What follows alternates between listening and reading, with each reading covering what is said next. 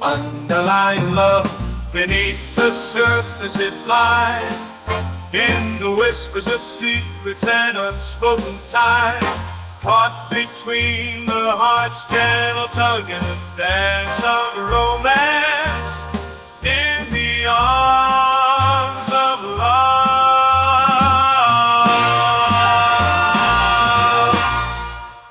You are listening to Bradley Barkhurst's Underlying Love, a Worthington, Ohio mystery. Chapter 2, Part 2, An Unexpected Encounter. The sun was just starting to set, and Elizabeth knew she couldn't sit in the house all alone. She had to get out. Elizabeth walked up to Oxford Street, and then towards the village green.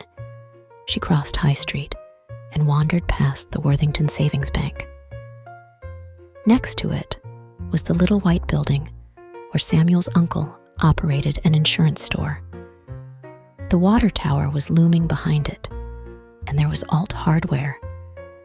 She admired the storefronts, imagining herself a carefree shopper without a worry. Next to the hardware was her father's grocery, the red and white. It had a Wonder Bread sign out front, along with a Have a Coke sign. Elizabeth wanted a Coke, but she was craving something a little bit stronger. The store was closed for the evening, but there was John inside. If it wasn't for John and a few other local boys, she wouldn't know how she would manage the grocery and keep her teaching job, especially with her mother in Cincinnati. She was one of the lucky ones who had a job. Others weren't as lucky. The door opened. "Come on in, Elizabeth," said John. "I'm just wrapping up. How was your day?" My Aunt Gracie has taken a turn for the worse. I'm going to have to take the bus tomorrow down to Cincinnati. "I'm sorry to hear that. I know she has been sick for a while now." Thank you, John. As Elizabeth peered her head down to the cash register, she looked down at the counter. She saw the shape of a little female dancing figure.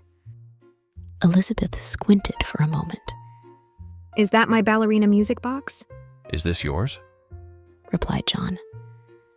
"I found it back in the stock room when I was moving some Wheat Krispies cereal boxes." My father gave this to me when I was a little girl. I haven't seen this in years.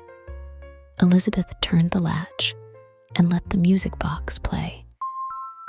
The little ballerina twirled as the music played. Elizabeth looked up at John and smiled. You know, John, when I was young, I wanted to be a ballerina. Unfortunately, life gets in the way.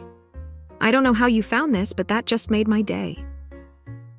Elizabeth felt as if her father had just given her a little wink and a nod. I'll let you finish up here, John. I know my father would be proud of the work you are doing at the store. "I hope he would be. Good night, Elizabeth." Good night, Elizabeth said as she shut the door and walked down the street towards the Sinclair service station. She looked across the street. Drawn by its warm glow, she approached the New England Inn. She peered inside and saw a few familiar faces. She walked in and selected a small corner table to sit by herself. Elizabeth typically wouldn't enter into a place like this alone, but this was where a lot of residents socialized. When she sat down, she thought of the Coke sign out in front of the red and white store and knew what she would order. Good evening, Miss Russo. What will it be tonight?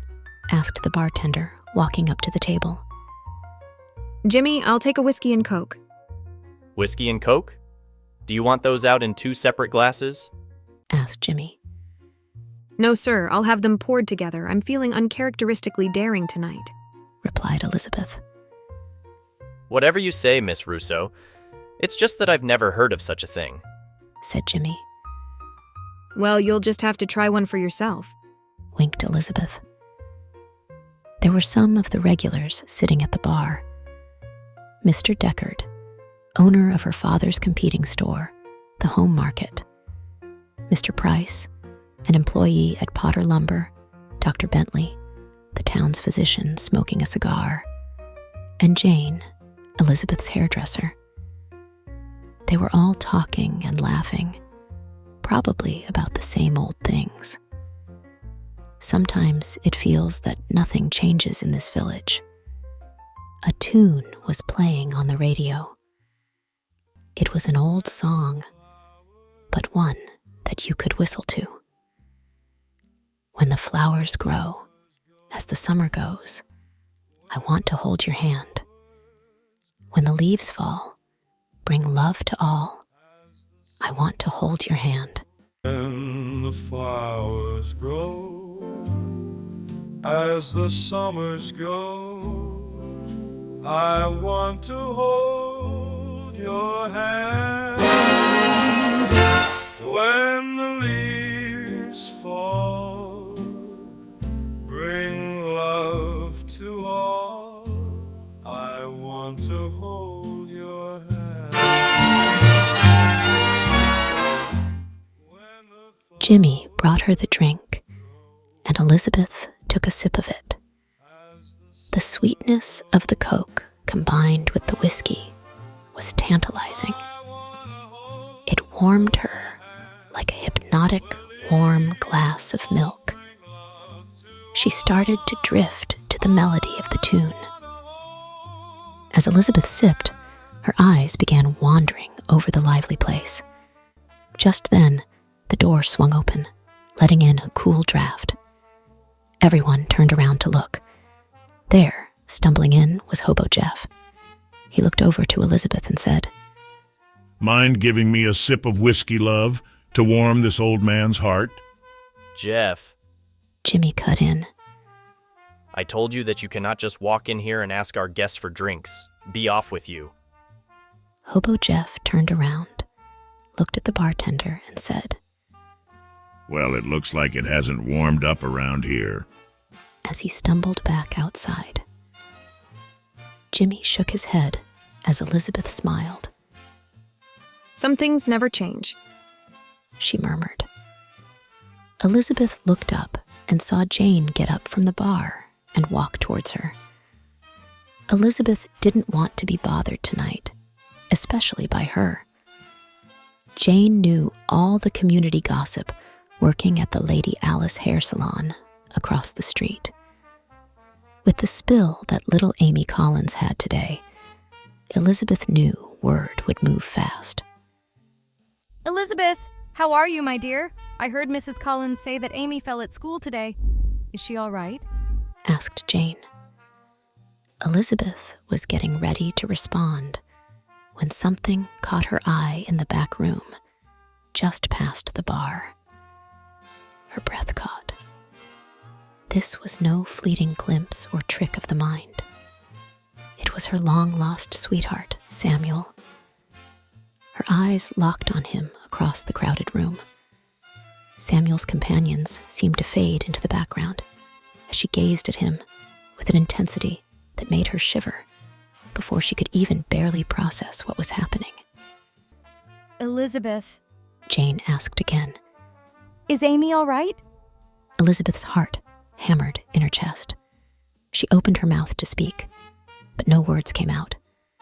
Just then, a loud burst of laughter from the bar broke the spell. Samuel glanced over his shoulder uneasily. Did he see her? He had grown and was in a dapper brown suit. Elizabeth, who quickly took one large sip of the drink, could only nod. With a sad smile, Samuel dipped his head politely and turned around to his party. Elizabeth clutched her drink, knowing they hadn't spoken for 6 years. What did it all mean? Elizabeth, Jane almost shouted. you're pale. My goodness, are you all right? I've just seen a ghost from the past. Elizabeth hurriedly replied. I need to leave at once. Elizabeth took one large last sip of her drink and placed the glass down on the table. She made a run for the door. Miss Russo, ahem. Beckoned Jimmy with his hand raised out. Oh, sorry, Jimmy, said Elizabeth, as she placed a dime in his hand and began to rush off. And don't forget you have a hair appointment with me on Monday. Jane smiled with an inquisitive grin. Elizabeth hurriedly opened the door and stepped out onto the sidewalk. Her mind swirled with more questions than ever. It felt like a fog had rolled into her mind. Elizabeth wavered between excitement, imagining scenarios where she and Samuel reconciled, and despair, knowing she had pledged herself to another man. She knew it was him, though. She couldn't mistake those twinkling brown eyes. She needed to get home, though. She had a big day ahead of her tomorrow. Thank you for listening to Underlying Love, a Worthington, Ohio mystery. Elizabeth's life has encountered some new twists in the road. Will Elizabeth reunite with her old flame Samuel, or will she keep her engagement with George? And will Elizabeth's ailing Aunt Gracie be okay? To find out these answers, be sure to tune into further episodes of Underlying Love. My heart broke in Worthington beneath the autumn trees, in the quiet of the streets carried by the breeze. Memories linger in the places we used to roam, echoes of laughter now lost in this town we call home. My heart broke in Worthington, where love once stood strong. Now it's shattered like lyrics in a forgotten song. In every corner, a reminder of what used to be. But in the brokenness, I'll find the strength to set it free.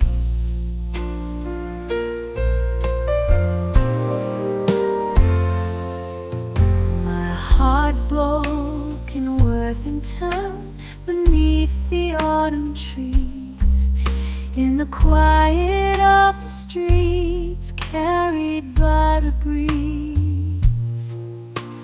Memories linger in the places we used to roam, echoes of laughter